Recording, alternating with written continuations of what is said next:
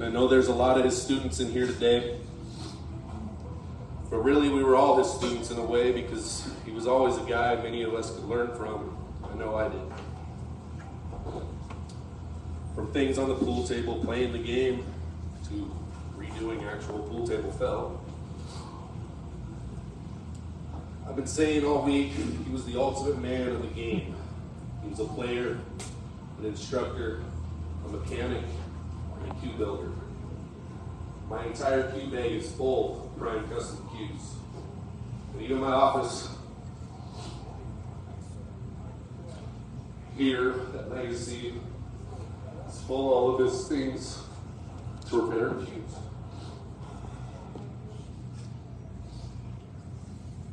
He even learned to bartend here at Legacy. He was good at it too, because he was such a hard worker. I'll never forget his cute little reader glasses he always put on to see the POS screen. Yeah. We also did other things besides pool. We hung out, barbecuing, watching UFC, golfing, going to concerts, and just talking business at times too. We all know Harold wasn't much of a drinker, but I do have one memory of him taking on the challenge of trying to keep up with the Rajons one night.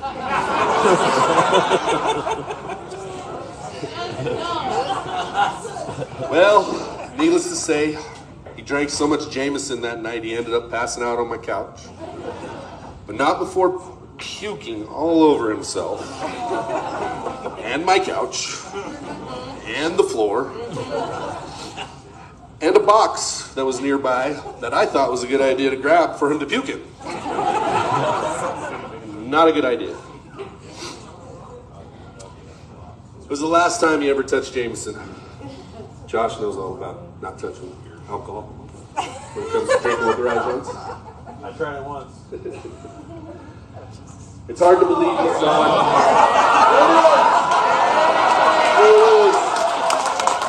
Look at the grin on his face. He's still grinning. Chaz and him were trying to keep up with each other. Chaz tapped out. Harold won. That was all he needed to do. Like a month and a half. Nobody wanted to touch him. So gross. It's hard to believe he's gone. And that ultimately it was his love and passion for riding motorcycles that ended up getting the better of him. I try to take solace in the fact that he went out doing what he loved to do, because most people don't get to say that. He always used to say, if it's my time, it's my time. Well, I guess it is, but I don't have to like it. So please, raise a glass for a father, a husband, a bike enthusiast, a pool player, and a dear friend. Rest easy, my brother, till we meet again. I love you. Fucking Harold!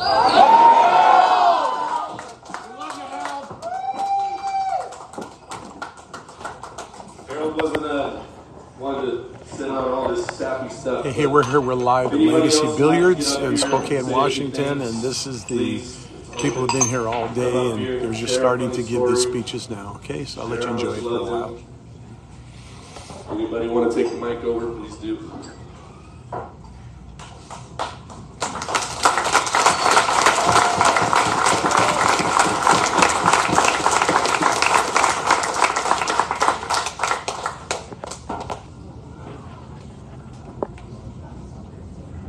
Hello. I don't know any of you. I don't care.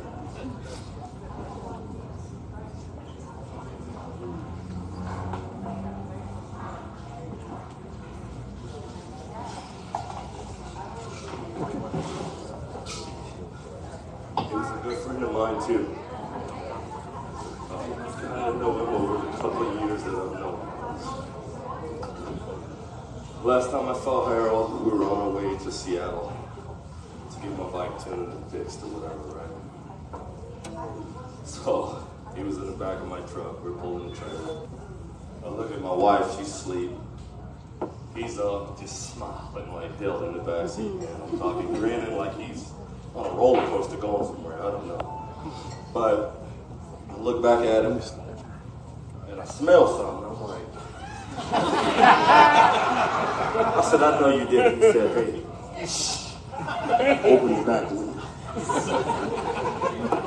I swear I couldn't get that damn smell out of my truck.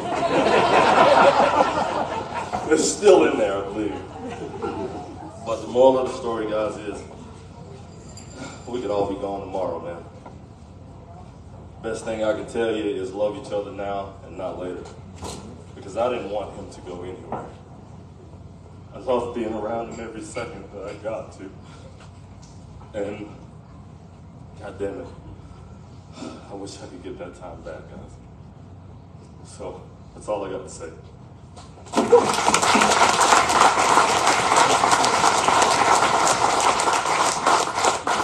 Anyone else? Yeah.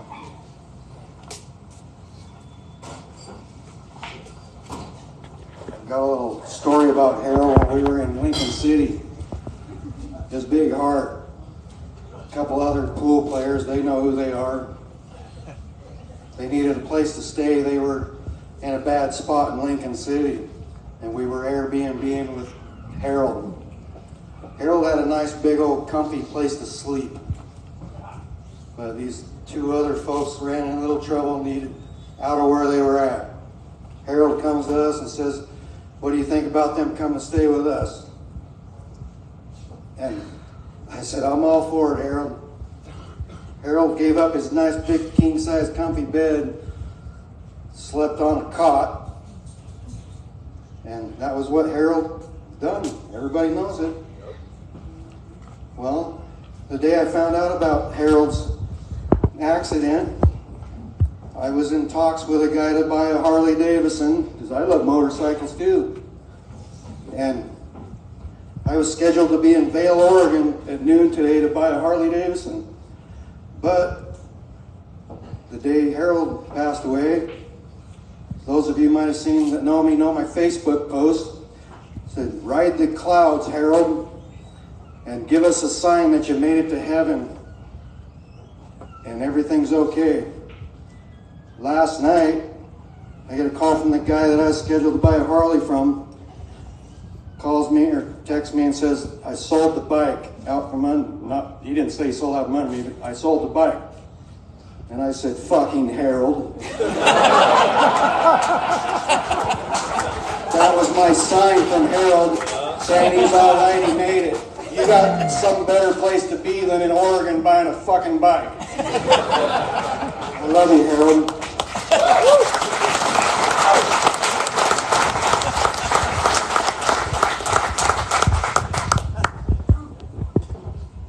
Anyone else? Come on, I know you guys got some stories. I gotta say a few things. I never met the man. I'm just here for the food. The reason I say that is because he would always mess with everybody. He was a prankster, he was a jokester, he loved to laugh, he loved to make people laugh, and he did it all the time. We always had a great time with him, whenever he was around. Just one of those people, you know. He brings his show, shines his light all the time, every place he went. Anytime we got to spend with him was special. He was a really great man, and we're happy. We're better for knowing him, you know. We love you, Harold.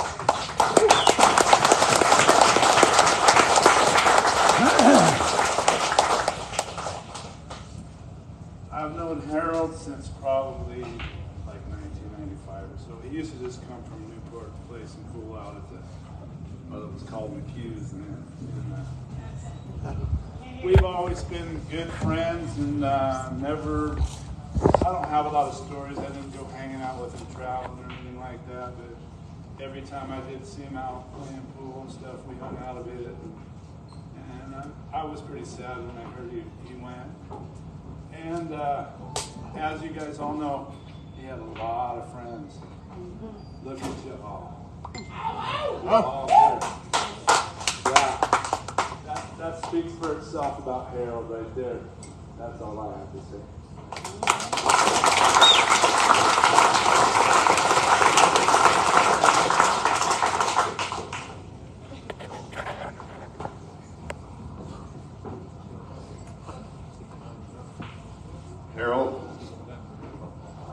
What's up, my brother?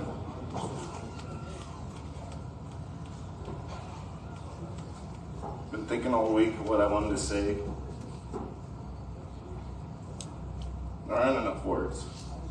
He's one of my biggest role models. Anything I ever needed, he was there for me. And I'm sure any one of you. Harold.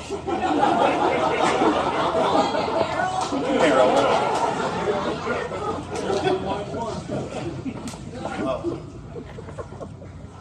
so proud to know him, been a brother to him, a friend, mentee. Most of all, I'm just hurt, sad. He's a special, special man, and I just hope I can make him proud one day, because I love that motherfucker.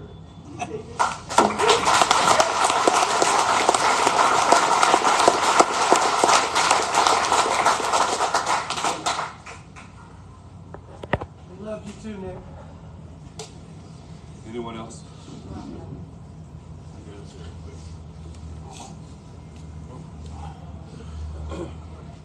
With Todd speaking of him being a prankster, it took me a little time to get to know Harold. We had a bit of a conflict of interest early in our relationship. I met him up in Libby and showed him the pool cue I had, and he's like, yeah. He had a story about it, and I had a story about it. And it took me about a year for him to come around to befriending me. And he was working on a Sunday one time, and we were playing League on the first table over there. And he kept coming by, and I was harassing him. He started harassing me back, and I started writing napkin signs like tripping hazard. And we were messing around. It was fun. Well, he decided that it was a good idea to start poking a hole in my beer can right where I drank. And it took me like 3 times to figure out I don't have a hole in my lip. And that continued on every time I come in here, and I would drink, and it would dribble down after like,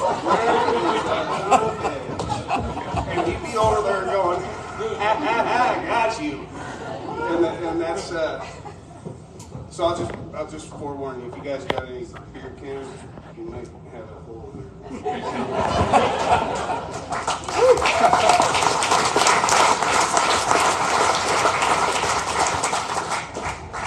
So just continuing on the funny side of things, everybody says Harold would do anything for him. I know both sides of that, because the people that Joe Horner was talking about were Cassie and I in Lincoln City. We booked a screwed up place and ended up needing somewhere to go, and Harold came to our safety. But then, I don't know, a couple years ago, me and Harold and Stephen Weekly decided to go to Vegas together. We make poor choices. We get there. I get there 2 days late, and Harold forgot to tell me that he decided to book a couple other people for our condo that we were splitting. So now I didn't have anywhere to sleep, but he's good with sharing the bed with me. Now, it was a little awkward, but I was good with it, because I told him I don't sleep the best and I snore. He told me it was all good. After that first night, woke up the next morning, and he says, Josh, I love you, man, but you need to find a new fucking place. But he tried. He always tried.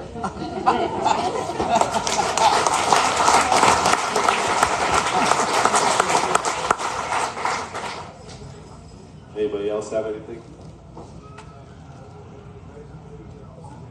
Anybody? How about in the back? Anybody over there want to say anything? Boss? Over here. Boss is going to say something. Paul Harvey wants to say something too. Paul Harvey. The rest of the story.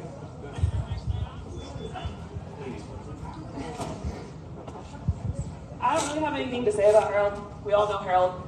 I just want to take a moment, look around. This is Harold's legacy. This is what he wanted. He wanted this community. He wanted the pool, and he wanted a family, and that's what we are all here for. So take a moment, look around. Harold brought all of us together. People that we probably would never have said hi to on the sidewalk. And we're all standing in one room for him. That's who Harold was. Harold took me in like a daughter the first day he met me. Told me straight up, even if Tom and I didn't work, that he would still see me as his daughter. And to this day, I've always looked up to him as my dad too. But take a moment, everyone, because this is Harold's legacy. Harold will never be fully gone. We will always talk about him. There will always be something here. And every single person in this room was brought together because of Harold.